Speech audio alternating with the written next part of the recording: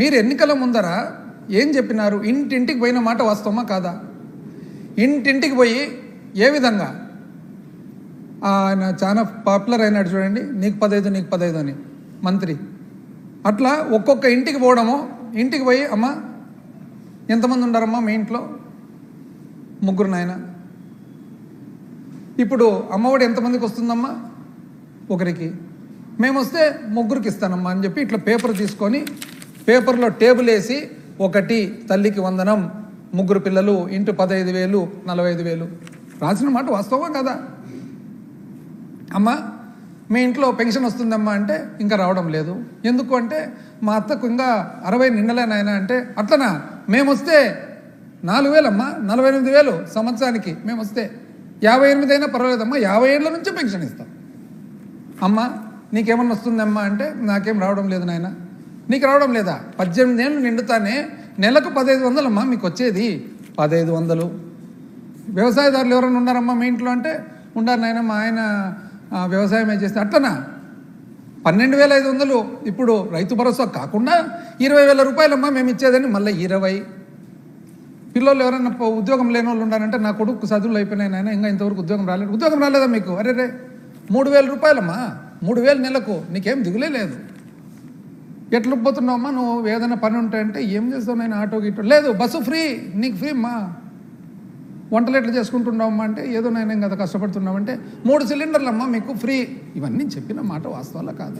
ఇప్పుడు ఏమడుతున్నారు పబ్లిక్, ప్రజలు ఏమడుతున్నారంటే ఈమైనా మాకు చెప్పి ఓట్లు వేయించుకున్నారు కదా, మాకు ఎప్పుడు ఇస్తారు అని అడుగుతున్నారు. మా పాత్ర ఏమి? ప్రతిపక్షం పాత్ర, ప్రజల తరఫున మాట్లాడాల్సిన బాధ్యత మాకుందా లేదా?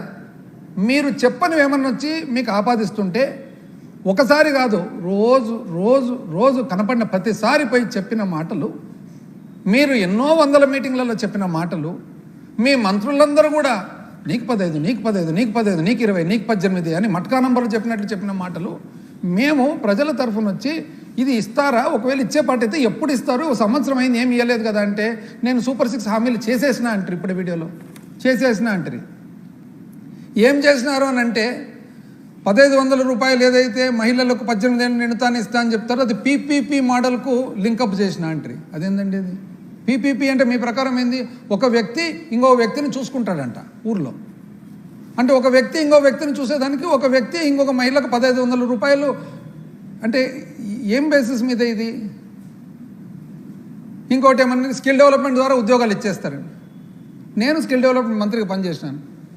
నిజం చెప్పాలంటే స్కిల్ డెవలప్మెంట్ డిపార్ట్మెంట్లో సంవత్సరం రోజులుగా ఏం జరుగుతుందని చెప్పి అప్పుడప్పుడు నేను విచారిస్తుంటాను, ఎందుకంటే నేను మంత్రికి పనిచేసిన కాబట్టి.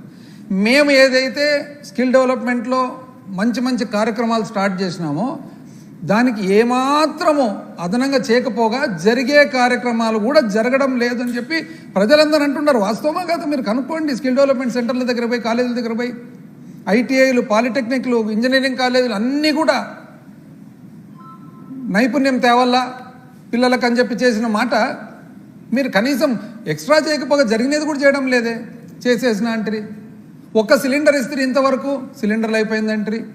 ఆగస్టు 15వ తారీఖు నుంచి బస్సులు రాబోతున్నాయని అంటున్నారు. 1.5 సంవత్సరం నుంచి బస్సులు వస్తూనే ఉన్నాయి. అది చేసేసిన అంటారు. రైతులకు కేంద్రం ఇవ్వబోతుంది, కేంద్రం ఇచ్చిన తర్వాత దానికి అదనంగా ఇస్తామంటారు, ఆ రోజు ఇస్తామంటారు, ఒక భాగం అంటారు. ఎట్లండి ఇంత? అంటే ఇంతవరకు అయితే ప్రజలు కన్ఫ్యూజ్ అవుతున్నారు. ఇప్పుడు క్లారిటీ లేకొస్తున్నారు ప్రజలు. ఏమని? ఇదేది అయ్యేటట్లేదు ఇది అని చెప్పేసి. ఈరోజు ప్రజలు ఎందుకు ఆగ్రహంగా ఉండారంటే ఎప్పుడు కూడా మనము ఏమి చెప్పకుంటే ఏమనరు, మనం చెప్పి చేయకుంటే అప్పుడు ఆగ్రహం. ఆ ఆగ్రహమే ఈరోజు రోడ్ల మీదకి అందరు ప్రజలు వస్తున్నారు. దానికి మీరు కోప్పడతారు, మీరు ఇరిటేట్ అవుతారు, మమ్మల్ని బెదిరిస్తారు, ప్రజలను బెదిరిస్తారు. ఆ వీడియోలో చూడండి, అందరినీ బెదిరిస్తారు. ఎట్లండి మీరు ఇంత వయసులో పెద్ద మనిషిగా ఉండి మీరు ఇట్లా బెదిరిస్తే మమ్మల్ని అంతా? అసలు నాకు తెలిసి మీరు పబ్లిక్ను బాగా స్టడీ చేసినారు. ఏమని? పాపము పబ్లిక్ ఏదో పేదరికంలో ఉంటారు, అమాయకంగా ఉంటారు. పువర్ ఇన్నోసెంట్ కామన్ మ్యాన్, సామాన్య మానవుడు పేదరికంతో ఉంటాడు, సహజంగా అమాయకంగా ఉంటారు. వాళ్ళ ఆలోచన ఏమి? పెడతా అంటేనేమో ఆశ, కొడతా అంటేనేమో భయం. పెడతా అంటే ఆశ, కొడతా అంటే భయం. మీరు 2 గమనించినారు. అందుకనే ఎలక్షన్ ముందర పెడతా అంటారు, ఎలక్షన్ తర్వాత కొడతా అంటారు. బాగా నీట్గా స్టడీ చేసినారు.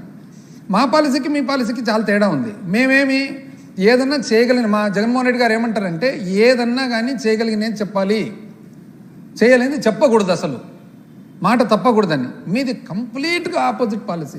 ఏదో ఒకటి చెప్పి గట్టెక్కాల ఫస్ట్ ఎలక్షన్లు.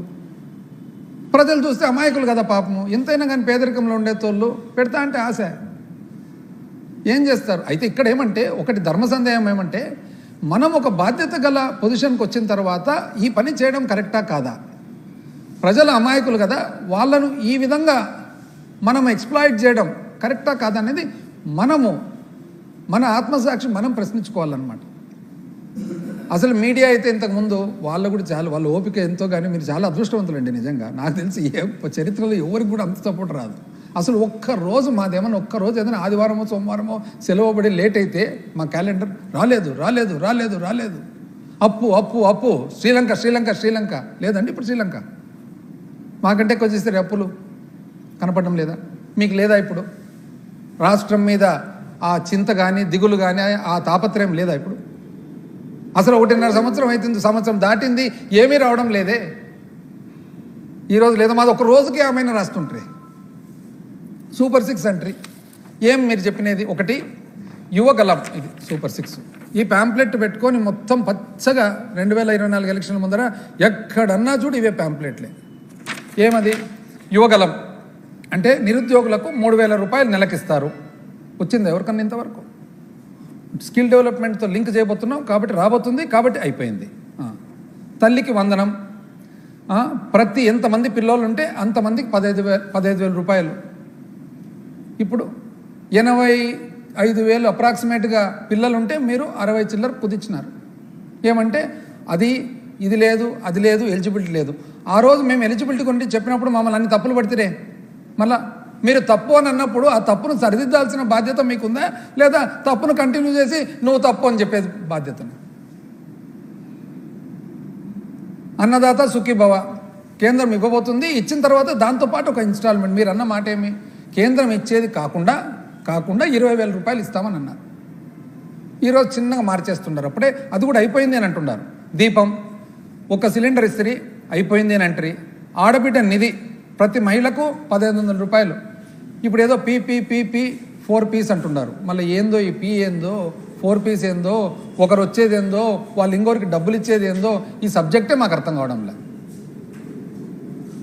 మహిళలకు ఉచిత బస్సు ఆగస్టు 15th అంటున్నారు. పోయిన 15th అయిపోయి, ఈ 15th అయిపోయి, వస్తుంది, దగ్గరకు వచ్చింది. 15 కోట్ల ఆంధ్రులకు భవిష్యత్తు గ్యారంటీ. చూడండి ఈ ప్యాంప్లెట్లు కూడా. అంటే 18 ఏళ్ళు నిండిన స్త్రీకి ఆడబిడ్డ కింద నెలకు 1,500. ఇప్పుడే నేను చెప్పినది తల్లికి. ఇవన్నీ ఏమి దీనికంతా పేరేం పెట్టినారంటే, ఏది ఆడబిడ్డ నిధి, తల్లికి వందనం, దీపం, ఉచిత బస్సు ప్రయాణం, కలిసి మహాశక్తి.